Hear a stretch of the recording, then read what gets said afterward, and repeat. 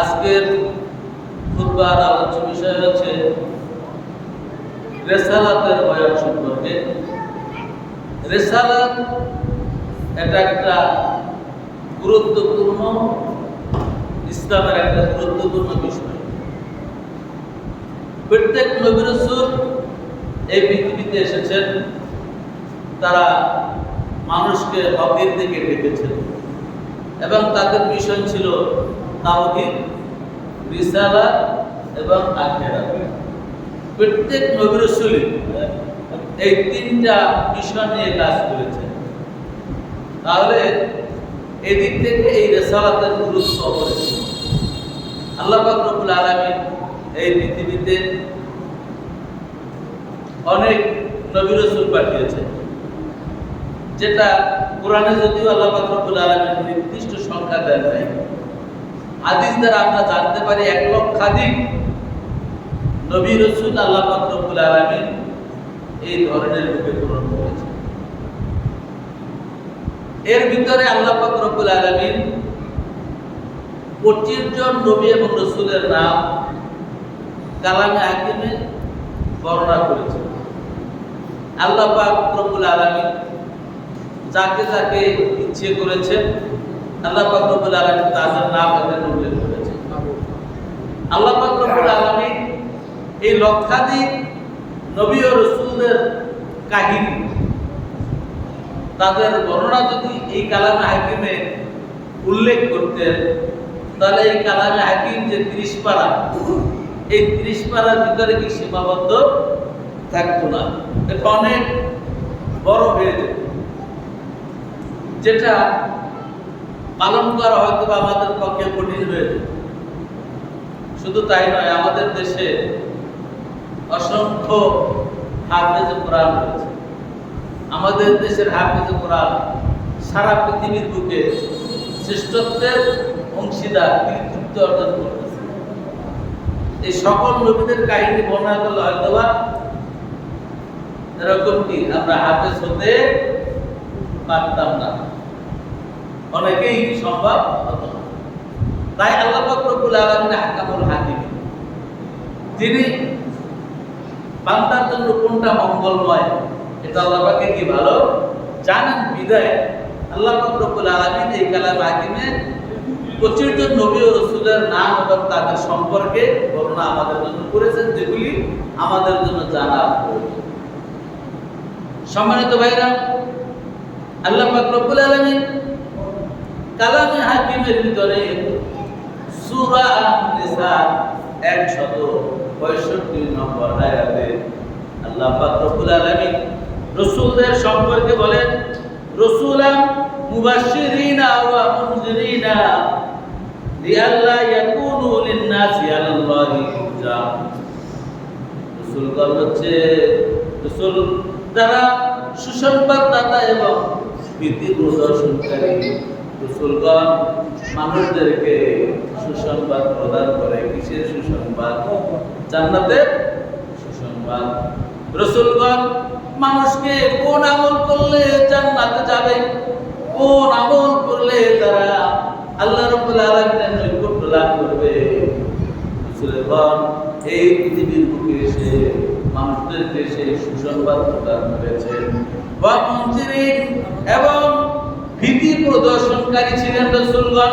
তারা মানুষদেরকে ভয় দেখাতে, যদি তারা খারাপ আমল করে, বদ আমল করে, আল্লাহ পাক রব্বুল আলামিন তাদেরকে জাহান্নামের ভীতি প্রদর্শন করেছেন, জাহান্নাম সম্পর্কে বর্ণনা করেছেন। আল্লাহ রাব্বুল আলামিনের এই সাজানো জাহান্নামের ব্যাপারে রাসূলগণ মানুষদেরকে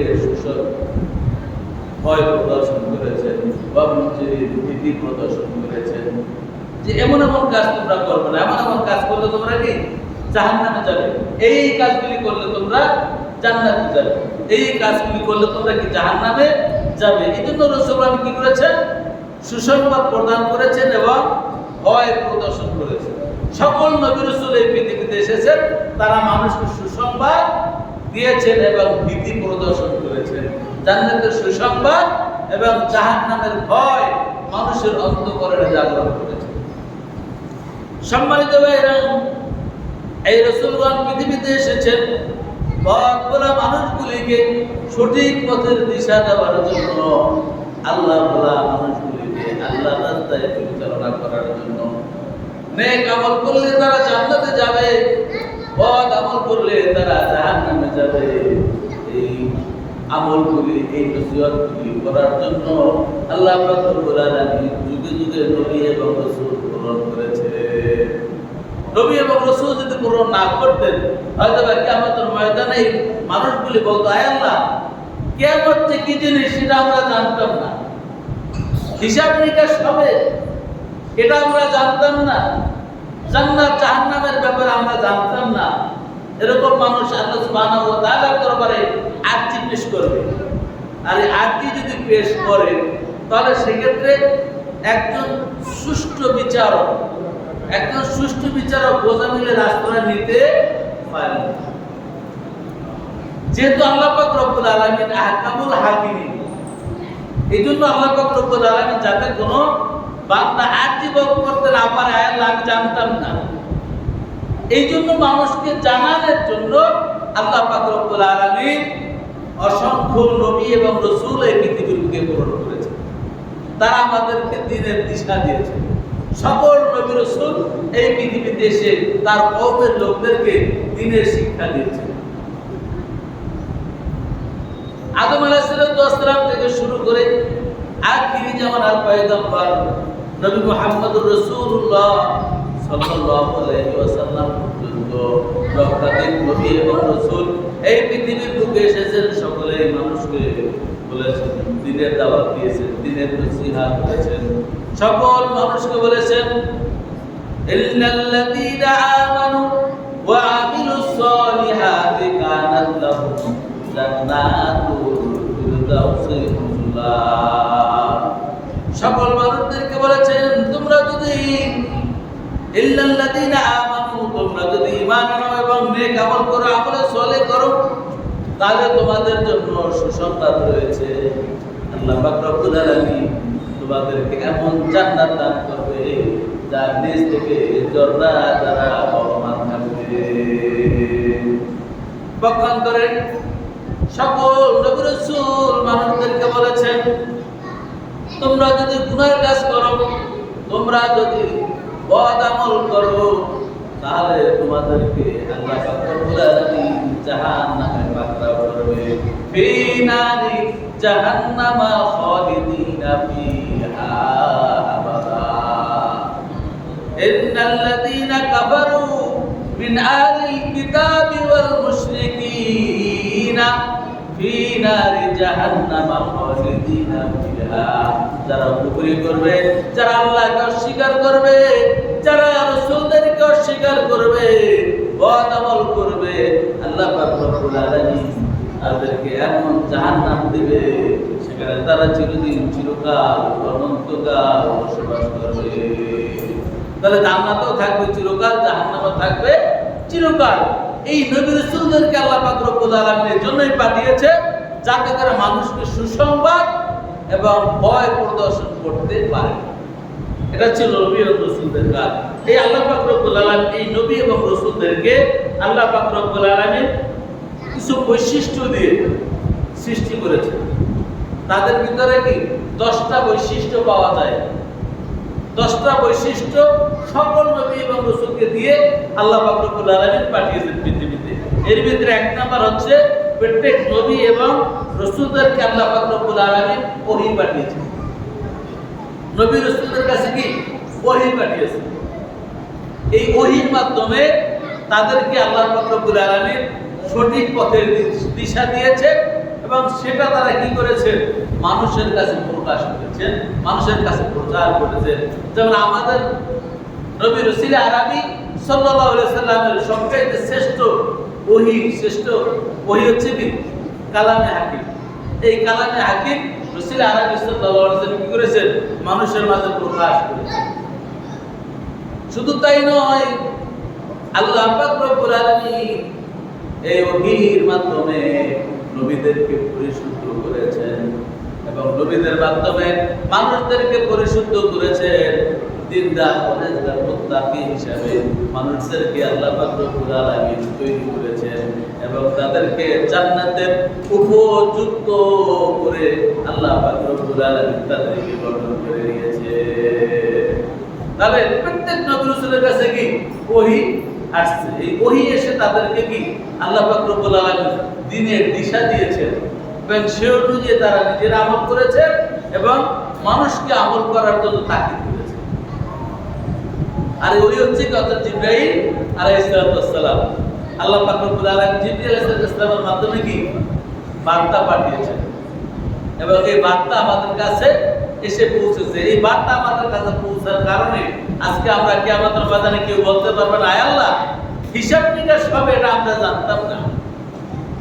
জান্নাত জাহান্নাম হবে, ভালো আমল করলে জান্নাতে যাবে, খারাপ কাজ করলে জাহান্নামে যাবে, আমরা জানতাম না। বলার সুযোগ আছে কি বলে এখন বলার সুযোগ আছে?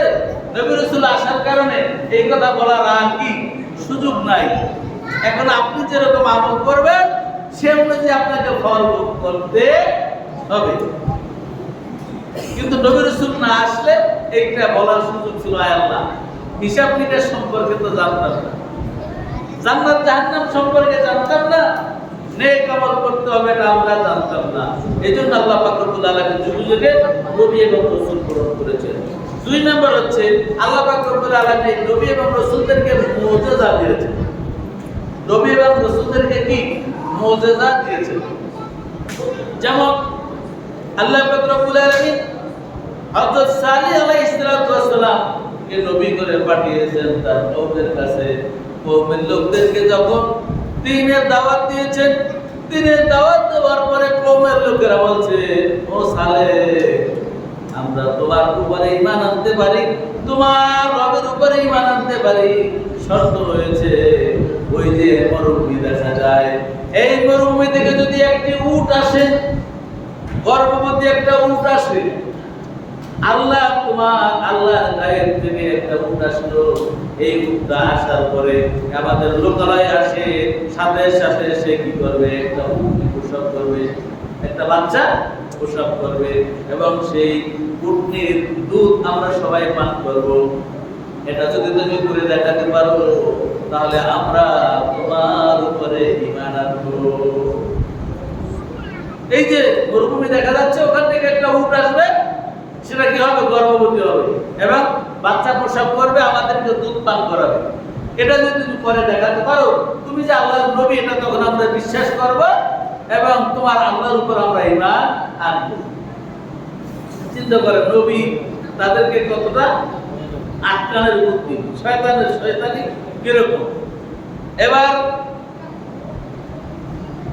হযরত সালেহ আলাইহিস সালাম আল্লাহ রাব্বুল আলামিনের দরবারে হাত উত্তোলন করেন, আয় আল্লাহ ও রাব্বুল আলামিন তোমার উম্মত তোমার বান্দারা আমার কাছে জিজ্ঞেস করেছে, এই মরুভূমি থেকে যদি একটি উট চলে আসে, উটটি যদি গর্ভবতী হয়ে এখানে বাচ্চা প্রসব করে এবং তাদেরকে দুধ পান করায় তাহলে তারা ঈমান আনবে। আয় আল্লাহ রব্বুল আলামিন মেহেরবানি করে তুমি এই ব্যবস্থা করে দাও। আল্লাহ পাক রব্বুল আলামিন তার দোয়া কি করলেন? কবুল করলেন। এই মরুভূমি থেকে একটা উট নিয়ে আসলো, আসার পরে কি হলো? গর্ভবতী হলো। গর্ভবতী হওয়ার পরে সেটা কি করলো? সেখানে বাচ্চা প্রসব করলো এবং সেই উটটি কি করলো? দুধ দিল, সবাই পান করলো। পান করার পরে এবার সালেহ আলাইহিস সালাম বলে, এবার তোমরা ঈমান আনো, তোমাদের চুক্তি অনুযায়ী, তোমাদের কথা অনুযায়ী, তোমাদের যে চুক্তি করেছো চুক্তি অনুযায়ী তোমরা এবার ঈমান আনো। এবার তারা শয়তানি, এবার তারা বলে, আরে তুমি যে এত বড় জাদুকর এটা আমাদের জানা ছিল না। নাউযুবিল্লাহ, তুমি যে এত বড় জাদুকর, জাদু দিয়ে যে তুমি এত কিছু করতে পারো এটা কি আমাদের জানা ছিল না। তারপরও তারা কি তাকে নবী হিসাবে মেনে নেয়। আমার ভাইরা, এরপরে মুসা আলাইহিস সালামের কওমের লোকেরা যখন তার কওমের লোকদেরকে দাওয়াত দিলেন, কওমের লোকেরা তার দাওয়াত কবুল করলেন না। আল্লাহ পাক রব্বুল আলামিন মুসা আলাইহিস সালামকে মুজিজা দিলেন, তার হাতে একটা লাঠি। হাতে কি একটা লাঠি, এই লাঠি দিয়া যদি লাঠিটা মাটিতে ফেলে দিত বিশাল অজগরে পরিণত হয়ে যেত। আবার যখন লাঠিটা ধরতো সাথে সাথে সেটা লাঠি হয়ে যাইত। তার কওমের লোকদেরকে যখন দাওয়াত দিল, কওমের লোকেরা তার দাওয়াত গ্রহণ করলো না, বরঞ্চ তাকে মারার জন্য উদ্যত হলো। মুসা আলাইহিস সালামকে যখন মারার জন্য উদ্যত হলো, মুসা আলাইহিস সালাম তার কওম নিয়ে যাত্রা শুরু করলেন। যাত্রা করতে করতে নীল দরিয়ার কিনারে চলে গেল। আল্লাহ পাক রব্বুল আলামিন মুসা আলাইহিস সালামকে বলল, মুসা, সামনে তোমার নদী, পিছনে তোমার কি শত্রু। সামনে নদী, পিছনে শত্রু, কি করবা? হে আল্লাহ, কি করব তুমি বলে দাও। আল্লাহ পাক রব্বুল আলামিন বলেন, মুসা তোমার হাতে কি বলে? লাঠি। এই লাঠি দিয়ে কি করো? আঘাত করো। লাঠি দিয়ে আঘাত করলো। সমুদ্রের ভিতরে রাস্তা হয়ে গেল।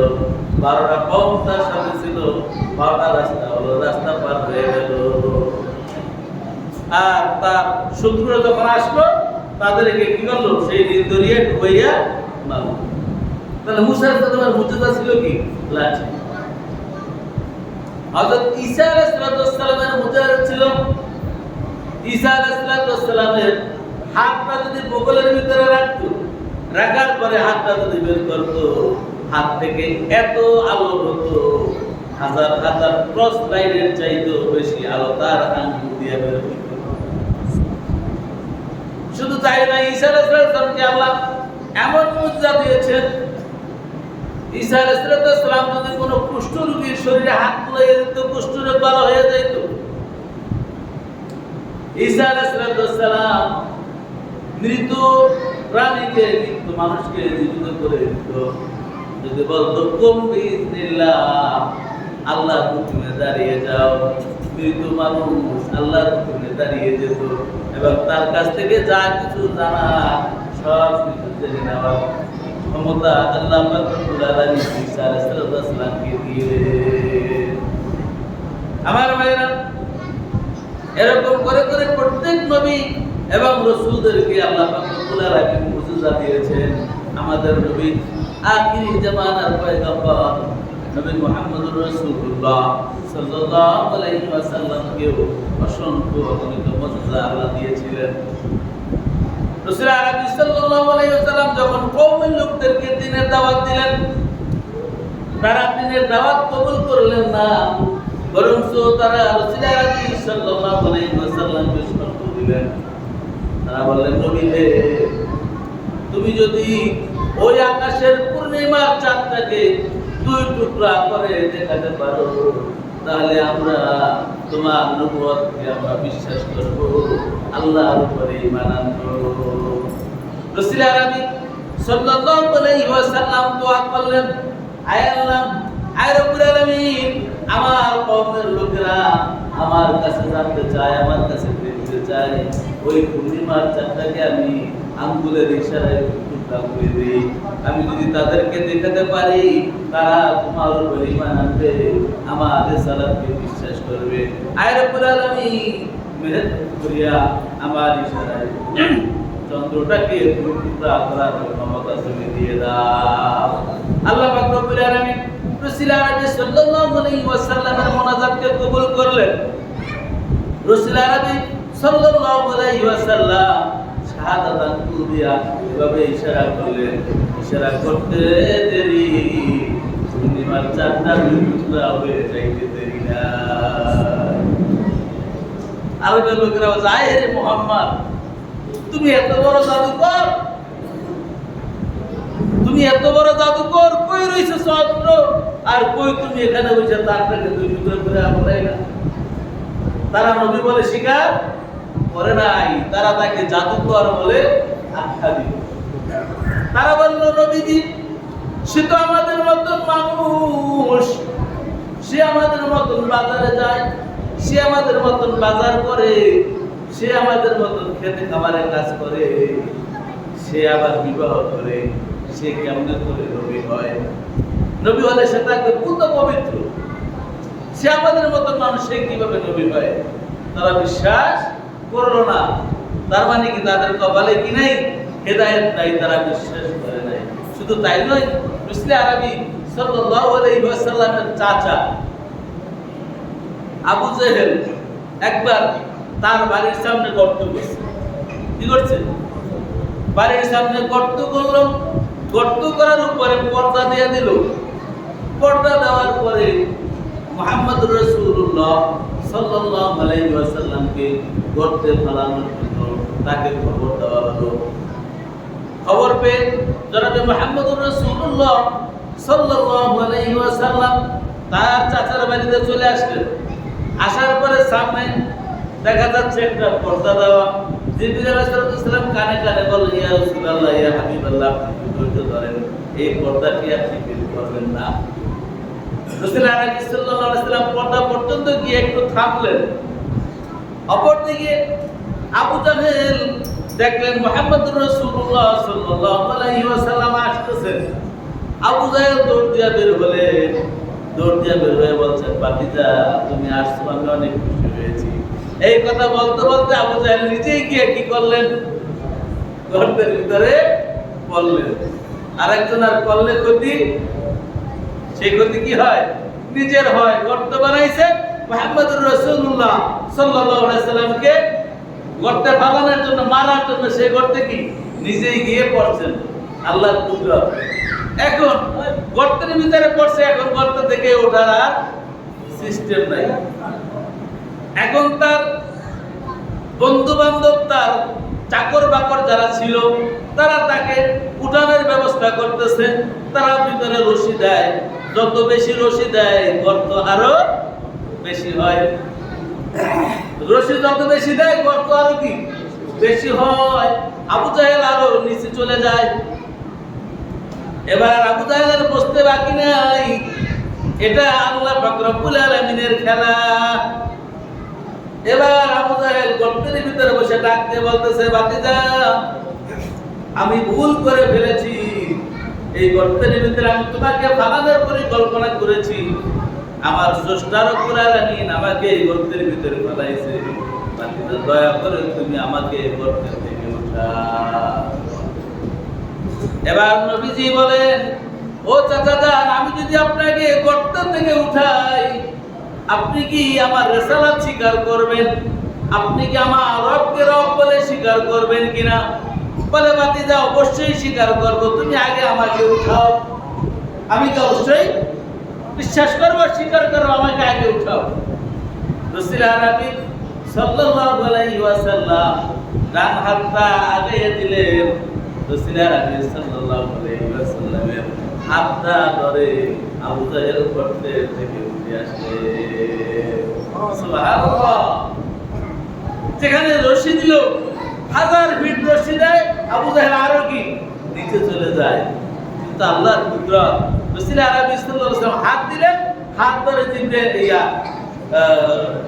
কে আবু জাহেল হাত ধরে উঠে আসলেন।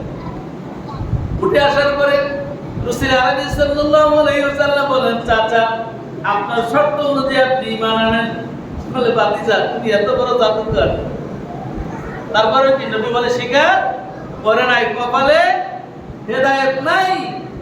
সম্মানিত ভাইরা, আমাদের মধ্যে ওরকম অনেক আছে, অনেক বুঝি, কিন্তু হেদায়েত কপালে না থাকার কারণে মসজিদমুখী হইতে পারি না। আল্লাহ আমাদের সবাইকে হেদায়েত দান করুন বলে আমিন। সম্মানিত ভাইরা, নবী রাসূলদের 3 নম্বর বৈশিষ্ট্য হচ্ছে আল্লাহ পাক রব্বুল আলামিন তাদেরকে উত্তম চরিত্র দিয়ে কি করেছেন? সৃষ্টি করেছেন। আল্লাহ পাক রব্বুল আলামিন নিজেই ইরশাদ করেন, ইন্নাকা লাআলা খুলুকিন আযীম। আমি আমার রাসূলকে উত্তম চরিত্র, উত্তম মাধুর্য, উত্তম বৈশিষ্ট্য দিয়ে সৃষ্টি করেছি। সকল নবী রাসূল ছিলেন কি উত্তম চরিত্রের অধিকারী। এরা হচ্ছে কি রাসূলদের 3 নম্বর বৈশিষ্ট্য। 4 নম্বর বৈশিষ্ট্য হচ্ছে রাসূলগণ সবাই কি করতেন? একই ইসলামী যোগ্যতার উপরে তাদেরকে কি আল্লাহ সৃষ্টি করেছেন। যদিও বিভিন্ন কওমের কাছে আল্লাহ পাক নবী রাসূল পাঠাইছেন, কিন্তু সবাই কি একই দাওয়াত দিয়েছেন, লা ইলাহা ইল্লাল্লাহ। সকলের দাওয়াত ছিল কি এক, লা ইলাহা ইল্লাল্লাহ পরের শব্দটা যদি ব্যবহার ছিল আদম সফিউল্লাহ, মুসা কালিমুল্লাহ, ঈসা রুহুল্লাহ, ইব্রাহিম খলিলুল্লাহ, পরের শব্দটা কি ব্যবধান ছিল মুহাম্মাদুর রাসূলুল্লাহ। কিন্তু প্রথম যে বাক্যটা কি ছিল এক ছিল লা ইলাহা ইল্লাল্লাহ। আল্লাহ ছাড়া কোনো ইলাহা নাই, আল্লাহ ছাড়া কোনো সৃষ্টিকর্তা নাই, বিধানদাতা নাই, আইনদাতা নাই, স্রষ্টা নাই। একই মিশনের দাওয়াত দিয়েছেন সবাই এবং সবাইকেই কি আল্লাহকে মুসলমান বলে কি পরিচয় করিয়ে দিয়েছে। আল্লাহ পাক রব্বুল আলামিন ইব্রাহিম আলাইহিস সালামকে বলেন মিল্লাতি আবিকুম ইব্রাহিম ওয়া সামাকুমুল মুসলিমিন, তুমি হচ্ছ মুসলমান জাতির পিতা, তোমাকে আমি মুসলমান মিল্লাতের জাতির পিতা হিসেবে সৃষ্টি করেছি, আর তুমি কি মুসলমান। আল্লাহ পাক রব্বুল আলামিন ইব্রাহিম আলাইহিস সালামকে বলেন আসলিম, তুমি আত্মসমর্পণ করো, তুমি মুসলমান হয়ে যাও। ইব্রাহিম আলাইহিস সালাম বললেন ক্বালা আসলামতু লিরাব্বিল আলামিন, আয় আল্লাহ আমি মুসলমান হয়ে গেলাম, আমি আত্মসমর্পণকারী হয়ে গেলাম।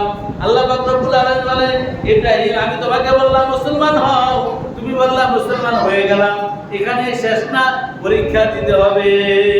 তুমি খাঁটি মুসলমান হও না বেজালিলা মুসলমান হও, পরীক্ষা দেওয়া লাগবে।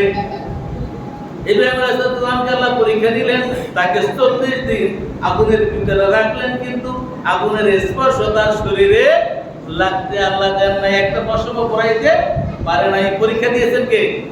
ইব্রাহিম আলাইহিস সালাম। নমরুদের সাথে যে কি হয়েছে, যুদ্ধ হয়েছে, সেখানে কি আল্লাহ বিশাল পরীক্ষা নিয়েছেন ইব্রাহিমের দ্বারা। এরকম পৃথিবীতে যত মুসলমান যত পোক্ত হবে তার পরীক্ষাও কি অত পোক্ত হবে। আর এই পরীক্ষা পরেই আল্লাহ কি আমাদেরকে জান্নাত দিবেন। আল্লাহ পাক রব্বুল আলামিন ইরশাদ করেন আমি কি তোমাদেরকে এমনি এমনি জান্নাত দিয়ে দিব, আমি কি পরীক্ষা করব না? অবশ্যই এমনি এমনি কি জান্নাত আল্লাহ দিবেন না, আমাদেরকে পরীক্ষা করবেন। আল্লাহ ওয়াসআলা নাবলুওয়ান্নাকুম বিশাইইন মিনাল খাউফি ওয়াল জুই ওয়া নাকসিন মিনাল আমওয়ালি ওয়াল আনফুসি ওয়াস সামারাত, আমি মানুষকে ক্ষুধা দ্বারা, ভয় দ্বারা, ধন সম্পদের স্বল্পতা দ্বারা বিভিন্ন ভাবে কি করব, মুমিনদেরকে পরীক্ষা করব। অবশ্যই সাবিরিন, যারা ধৈর্য ধারণ করবে তারাই সফল কাজ করবে, তাদেরকে আমি কি জান্নাতুল মুশরিয়া করে দেব। সম্মানিত ভাইরা, তাহলে বাকি কথাগুলো তো সময় নাই। 5 নাম্বার হচ্ছে যে কওমের কাছে নবী রাসূলদেরকে পাঠিয়েছে ওই কওমের ভাষাই তাকে শিক্ষা দিয়েছে, ওই ভাষাই কিতাব আল্লাহ নাযিল করেছে, যাতে করে কওমের লোকেরা কি করে তাড়াতাড়ি বুঝতে পারে। যেমন আরব পাঠিয়েছে আল্লাহ রাসূলকে, আরব কি ভাষায় ছিল তার মুখের ভাষা, এখানে যদি বাংলা ভাষা দিয়ে পাঠাইতো কওমের লোকেরা বুঝতো না। এই জন্য যেই কওমে আল্লাহ পাক রব্বুল আলামিন নবী রাসূল পাঠিয়েছেন ওই কওমের ভাষায় কিতাব নাযিল করেছেন, ওই ভাষায় তাকে শিক্ষা দিয়েছেন। এরপরে আল্লাহ পাক রব্বুল আলামিন প্রত্যেক নবী রাসূলকে একই দাওয়াতের আওতাভুক্ত করেছেন, তাওহীদ, রিসালাত এবং আখিরাত, এই তিনটা বিষয়ে সকল নবী রাসূল একই বিষয়ে দাওয়াত দিয়েছেন। 7 নম্বর হচ্ছে প্রত্যেক নবী এবং রাসূল এরা কি ছিল? মানুষ ছিলেন। রাসূল আলাইহিস সালাম বলেছেন আনা বাশারুন মিসলুকুম, আমি তোমাদের মতো নাকি মানুষ।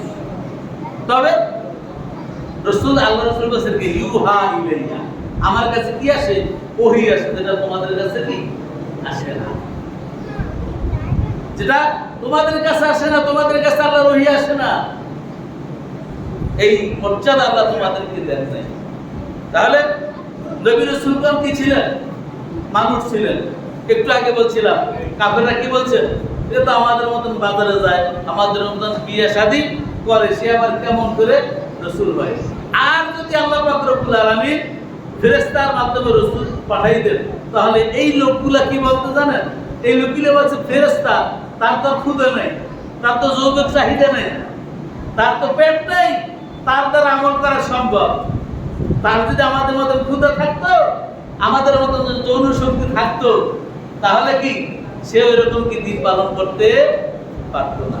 তার মানে শয়তানের কাজ হচ্ছে কি শয়তানিকে অজুহাত দেওয়া। এজন্য আল্লাহ পাক রব্বুল আলামিন নবী রাসূলদেরকে কি ফেরেশতাদের দ্বারা পাঠায় নাই, যাতে করে মানুষ অজুহাত দিতে না পারে কিয়ামতের ময়দানে। তো সম্মানিত ভাইরা, এরপরে 8 নম্বর হচ্ছে প্রত্যেক নবী এবং রাসূলগণ পুরুষ ছিলেন। নারীদের ভিতরে নবী এবং রাসূল আল্লাহ পাঠান নাই, কেননা নারীদের ভিতরে কি থাকে, অনেক সময় অনেক রোগ, অনেক সমস্যা আল্লাহ রব্বুল আলামিন তাদের মধ্যে দেয়, যার কারণে নবী এবং রাসূল তাদের ভিতরে দেয় নাই। তবে যেই নারীরা রাসূল, নবী এবং রাসূলের আদর্শ নিজেরা লালন করে, তাদেরকে নবী রাসূলদের মা হিসেবে আল্লাহ কি মর্যাদা দিয়ে কিয়ামতের ময়দানে উঠাবে। সুবহানাল্লাহ। এরপরে 9 নম্বর হচ্ছে রাখালি জীবন দিয়েছে। প্রত্যেক নবী রাসূল ছাগলের রাখাল ছিলেন। প্রত্যেক নবী কি ছাগলের রাখাল ছিলেন। ছাগল হচ্ছে কি প্যারা প্রকৃতির একটা প্যারা জাতির একটা প্রাণী। ছাগলকে আপনি টানবেন একদিকে, ওই খামি দিয়ে থাকবো। আপনি যতই টানবেন অতই কি খামি দিব, তেরা ওই যেদিক যাইবই। কিন্তু এই ছাগলকে যে ব্যক্তি বশ করতে পারে, সে মানুষকেও বশ করতে পারবে। এই জন্য প্রত্যেক নবী রাসূল দ্বারাই কি করেছেন, আল্লাহ ছাগল বানাইছেন, ছাগলের রাখাল বানাইছিলেন। এরপরে 10 নম্বর হচ্ছে প্রত্যেক নবী এবং রাসূল বাধার সম্মুখীন হয়েছেন। প্রত্যেক নবী এবং রাসূল কি বাধার সম্মুখীন হয়েছেন। তার মানে কি নেক আমল করলে বাধার সম্মুখীন হতে হবে। দিনের নেক দাওয়াত, সহি দাওয়াত আপনি দিবেন, আপনার বাধার সম্মুখীন হবেন। কিন্তু বাধার সম্মুখীন হয়ে কোন নবী রাসূল কি করে নাই, ক্ষান্ত হন নাই। আপনার আবার ক্ষান্ত হওয়া যাবে না। শুধু তাই নয়, অসংখ্য নবী রাসূল, শুধু তাই নয়, প্রায় 600 নবী রাসূলকে হত্যা করেছে বলে ইসরায়েল। দুনিয়া থেকে বিদায় করে দিয়েছেন, হত্যা করেছেন।